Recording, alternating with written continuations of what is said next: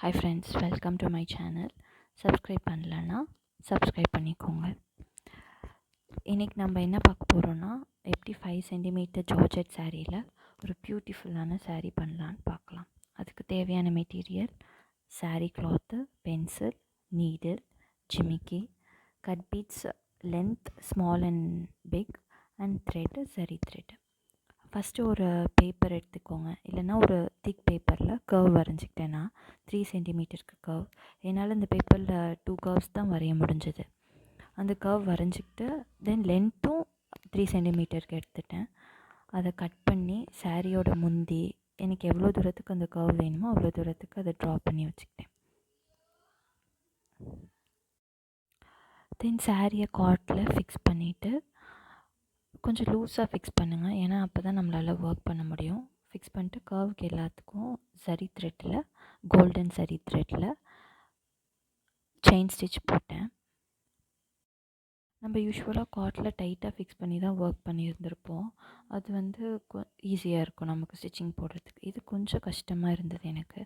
And அந்த end சைட்லலாம் not வந்து போடும்போது ரொம்ப கஷ்டமாக இருந்தது. ஸோ நீங்கள் வந்து அதை கொஞ்சம் பொறுமையாக ட்ரை பண்ணி போட்டுருங்க. தென் செயின் ஸ்டிச் போட்டதுக்கப்புறமா ஸ்மால் கட் பீட்டில் ஃபுல் கர்வுக்கும் ஒரு லைன் போட்டேன். இந்த ப்ராசஸ் வந்து கொஞ்சம் டைம் எடுத்துச்சு. எனக்கு ஒரு 2-3 டேஸ் ஆச்சு. பிகினராக இருந்தீங்கன்னா இன்னும் கொஞ்சம் டைம் எடுக்கும்.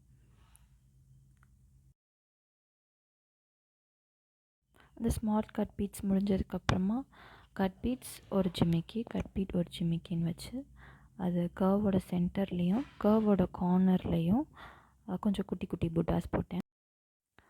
தென் சாரீ பிட்வீன்லேயும் அங்கே நீங்கள் மேலே பார்த்தீங்கன்னா தெரிஞ்சு அந்த 5 லென்த்தி கட் பீட்ஸ் வச்சு ஒரு குட்டி புட்டாஸ் அதுவும் போட்டிருக்கேன்.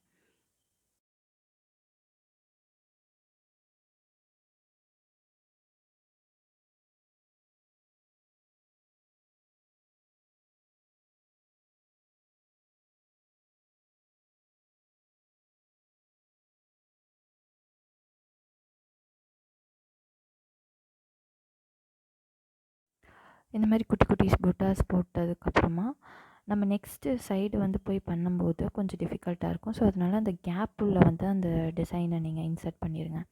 இன்சர்ட் பண்ணிவிட்டு ஒர்க் பண்ணால் நல்லாயிருக்கும். இந்த புட்டாஸ் நம்ம காட்டோட சென்டரில் பண்ணுற மாதிரி இருக்கும். ஆல்ரெடி நம்ம காட்டை வந்து லூஸாக தான் ஃபிக்ஸ் பண்ணி வச்சுருப்போம். ஸோ இந்த புட்டாஸ் வந்து இன்னும் லூஸாக தெரியும் நமக்கு சென்டர் பார்ட்டில். அதனால் கொஞ்சம் மெதுவாக பண்ணணும்.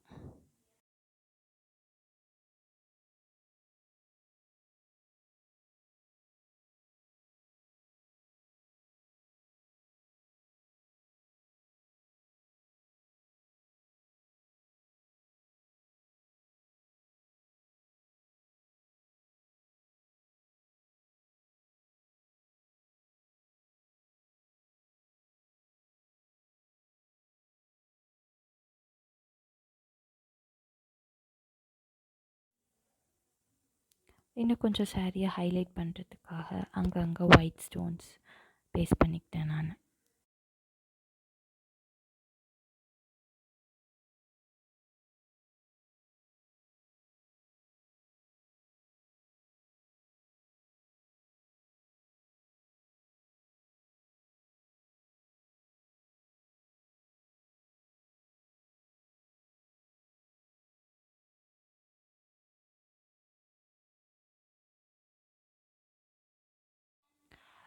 இந்த பார்ட் மோஸ்ட் டிஃபிகல்ட் பார்ட் நான் சொல்லுவேன். ஏன்னா உயிரை கையில் பிடிச்சிக்கிட்டு பண்ணேன்.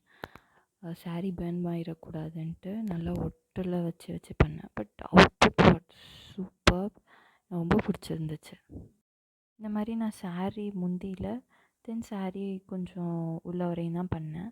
ரிமைனிங் பார்ட்டை வந்து நான் ஃபால்ஸ் வச்சு அடிச்சிட்டேன். ஏன்னா அந்த நூல் வந்து நம்ம கொலுசில் மாட்டி சிக்கும் அப்படின்ட்டு. ஸோ அது எனக்கு ஒரு நீட்டான ஒரு லுக்கை கொடுத்துச்சு. பியூட்டிஃபுல்லான ஃபினிஷிங்காகவும் இருந்துச்சு. நீங்களே பார்ப்பீங்க.